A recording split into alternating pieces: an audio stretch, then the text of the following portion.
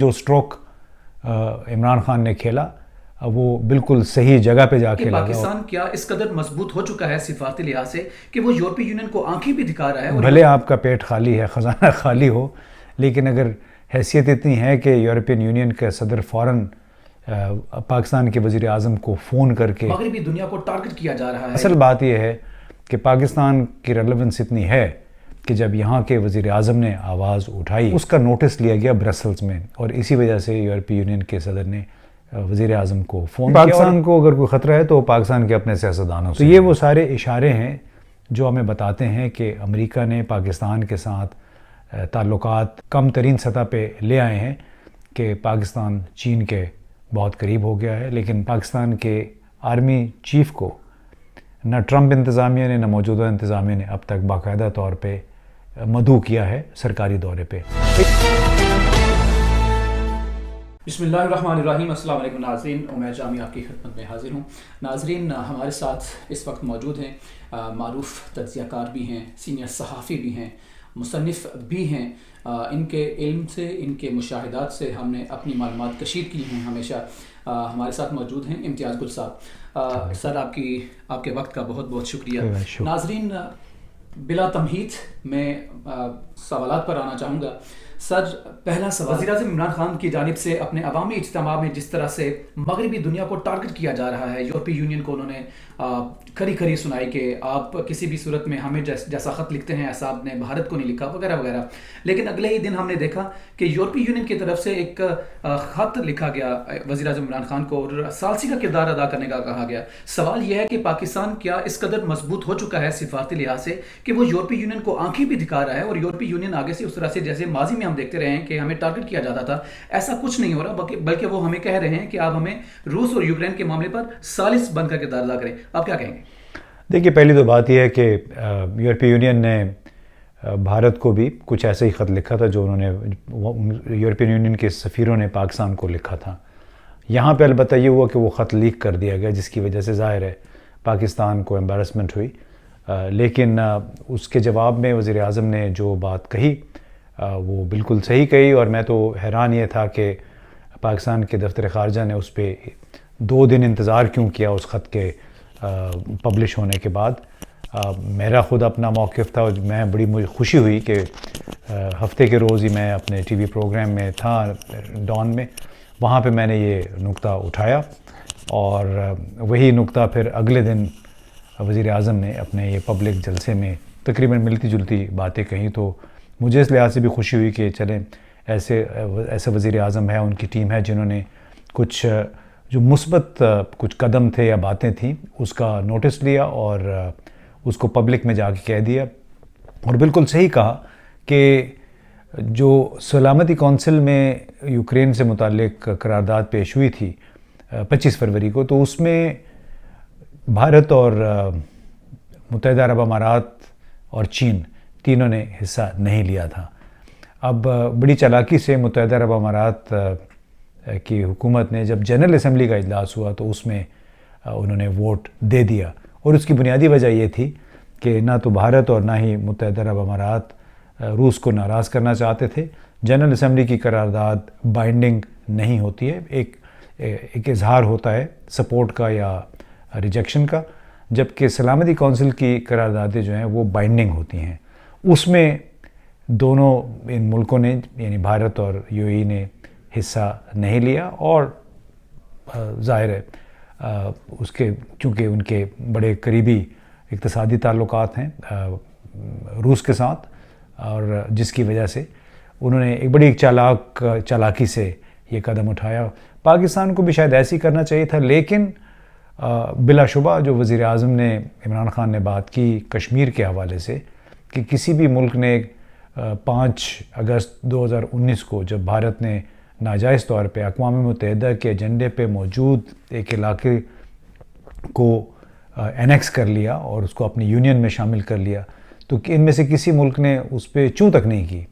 اور ظاہر ہے یہ ایک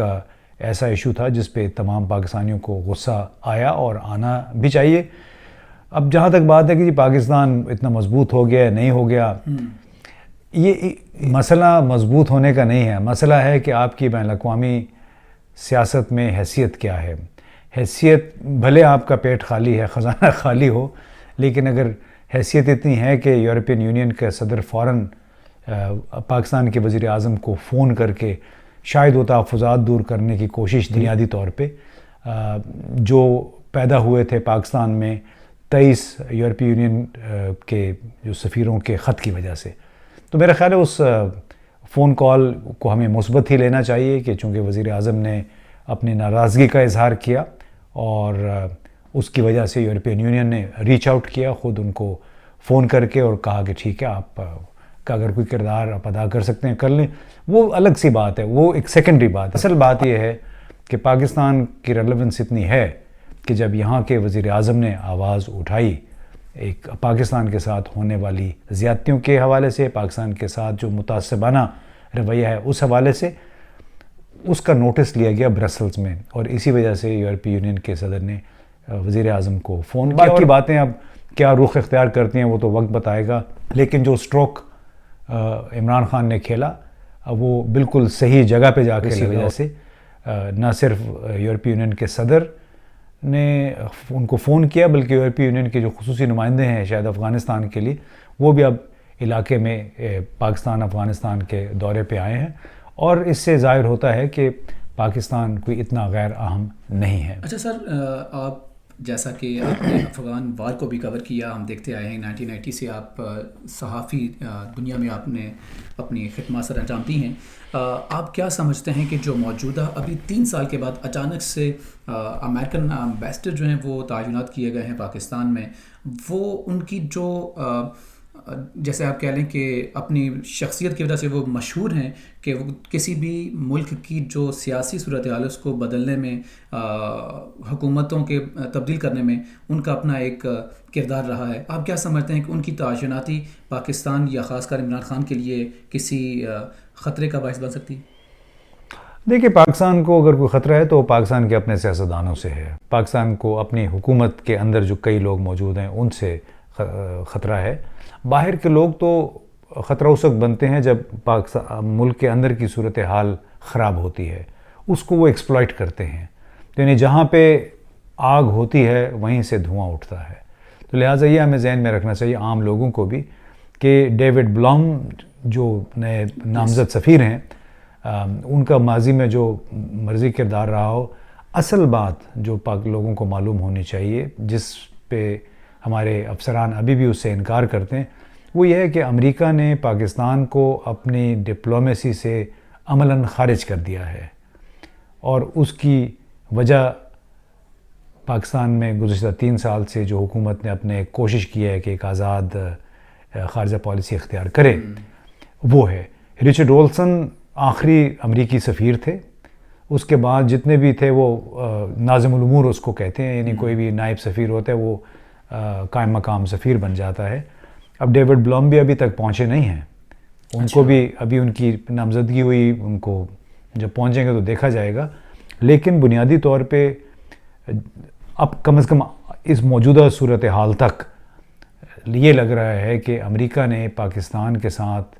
سفارتی تعلقات کو خاصی حد تک ڈاؤن گریڈ کر دیا ہے. اس کا اندازہ آپ اس سے لگا لیں کہ پاکستان کے آرمی چیف کو نہ ٹرمپ انتظامیہ نے نہ موجودہ انتظامیہ نے اب تک باقاعدہ طور پہ مدعو کیا ہے سرکاری دورے پہ. وہ ایک روایت ہوتی ہے کہ آپ متعلق جو بھی جس ملک کے ساتھ آپ کے تعلقات ہیں اس کی فوج کے سربراہ کو بھی پینٹاگون یعنی امریکی دفتر وزارت دفاع وہ ان کو باقاعدہ انوائٹ کرتی ہے سرکاری دورے پہ. ابھی تک وہ نہیں ہو سکا. اس طرح جو ہم نے سفیر کی بات کی کہ 3 سال سے کل وقتی سفیر یہاں پہ نہیں تھا. پھر اس کے بعد جو ڈیموکریسی سمٹ ہوا تھا 9 اور 10 دسمبر کو جو بائیڈن کی نگرانی میں، اس میں پاکستان کو بلایا تو گیا لیکن یہ کہا گیا کہ آپ 3 منٹ کا ویڈیو میسج اپنا ریکارڈ کر کے دے دیں تو ہم وہ اس کانفرنس کے دوران چلا لیں گے، جس پہ ظاہر ہے پاکستان نے بڑی سبکی محسوس کی اور وزیر اعظم نے پھر فیصلہ کیا کہ ہم صرف ایک ویڈیو پیغام کے ذریعے اس کانفرنس میں اپنی شرکت اپنی حاضری نہیں لگا سکتے.